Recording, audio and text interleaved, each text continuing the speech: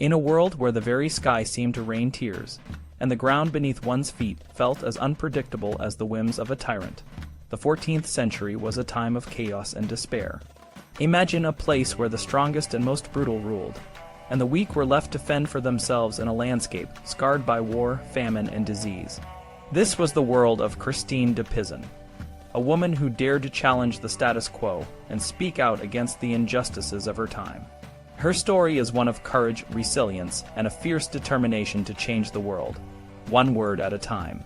Christine de Pizan was born in Venice in 1364, but her life took a dramatic turn when her father, Tommaso di Benvenuto da Pizano, a physician and astrologer, was invited to the court of King Charles V of France.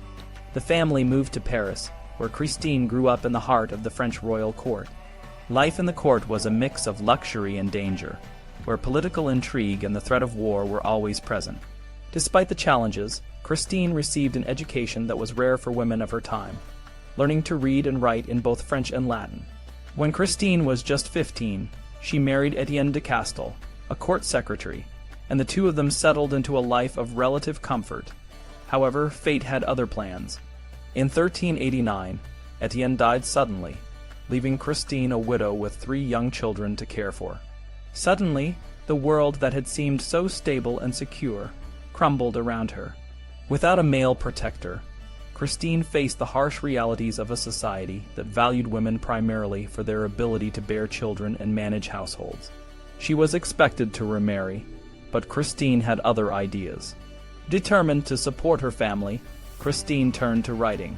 She began by composing poems and ballads, which she dedicated to the nobles and princes whose status was reflected in their patronage of the arts. Her talent and the sympathy she evoked through her writings helped loosen the purses of these powerful men, enabling her to earn a living. But Christine was not content to simply write for the amusement of the nobility. She had a deeper purpose. No subject deterred her. Christine wrote a large volume on the art of war, based on the Roman classic De Re Militari by Vegetius. She also penned a mythological romance, a treatise on the education of women, and a life of Charles V, which remains an important and original work. Her most significant contribution, however, was La Cité des Dames The City of Ladies, a book that celebrated the lives of famous women throughout history. Though adapted from Boccaccio's De Claris Mulieribus Christine made it her own, using the prologue to express her deep frustration with the way women were treated. In a powerful vision, Christine imagined herself weeping and ashamed, wondering why men are so unanimous in attributing wickedness to women, and why we should be worse than men since we were also created by God. 3 crowned female figures, justice, faith, and charity, appeared to her, telling her that these views were not articles of faith, but the mists of error and self-deception. They named the women of history who had excelled, from Ceres, the donor of agriculture, to Arachne, the originator of spinning and weaving, and various heroines of Homeric legend, the Old Testament, and Christian martyrology. Christine's writings were not just a personal catharsis, they were a call to action. She was one of the first women to challenge the dominant narrative of her time, which painted women as inherently flawed and inferior to men. Her work sparked a vociferous debate, drawing both supporters and detractors.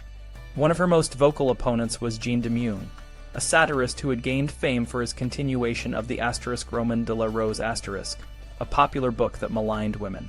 Jean de Meung's version of womanhood was a male fantasy of courtly love in reverse scheming, painted, mercenary, and wanton. Christine's epistle to the god of love was a direct response to these malicious attacks, a passionate outcry against the unfair treatment of women. As Christine pointed out, it was men who wrote the books. Her protest was a powerful statement that women's voices mattered, and that they deserved to be heard. This debate, known as the Querelle des Femmes, the woman question, was one of the great intellectual controversies of the time, and it had a lasting impact on the way women were perceived and treated in society. Despite the challenges, Christine's works were in high demand among the wealthy nobles, who appreciated her talent and the beauty of her prose. At the age of 54, however, she decided to retire to a convent, grieving for the condition of France and the world around her. But even in her final years, she continued to write, producing a poem in praise of Joan of Arc, a woman who, like Christine, had defied the expectations of her time and changed the course of history.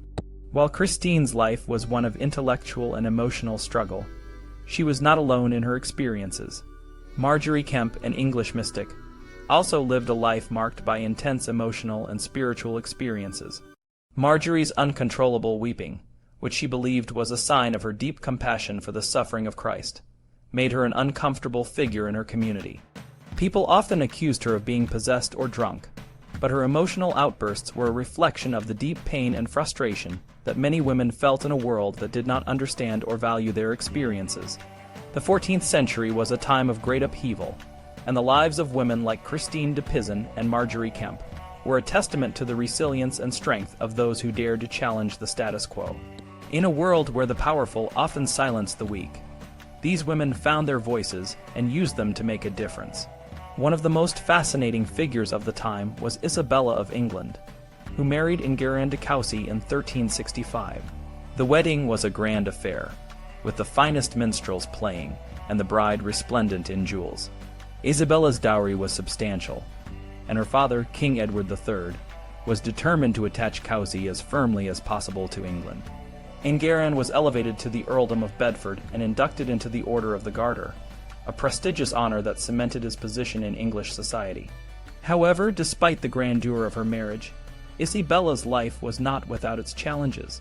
She was a woman of rank and privilege, but she struggled to find a place for herself in her husband's French domain. When Isabella became pregnant, she and her husband received the king's permission to return to France, but she never truly felt at home in the great walled castle of Coucy-le-Château.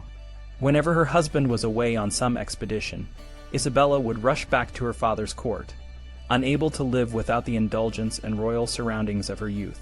The 14th century was also marked by the rise of the free companies, groups of mercenaries who wreaked havoc throughout France, Savoy, Lombardy, and the papal dominions. These companies were not just a passing phenomenon. They became a way of life, a part of society itself. Rulers employed them, even as they struggled to control them. The companies were disciplined and organized, making them more useful as fighting forces than the knights, who were often more concerned with personal glory than command. The leaders of these companies came from the top of society lords, who found a life of gain by the sword irresistible, or losers of the knightly class, who were uprooted by the companies themselves. They were unbridled in every kind of cruelty, and their presence was a source of terror for the defenseless. They extorted tribute from vulnerable towns, drew into their service notaries, lawyers, and bankers, and dealt through regular brokers who sold their plunder. The impact of the free companies on society was devastating.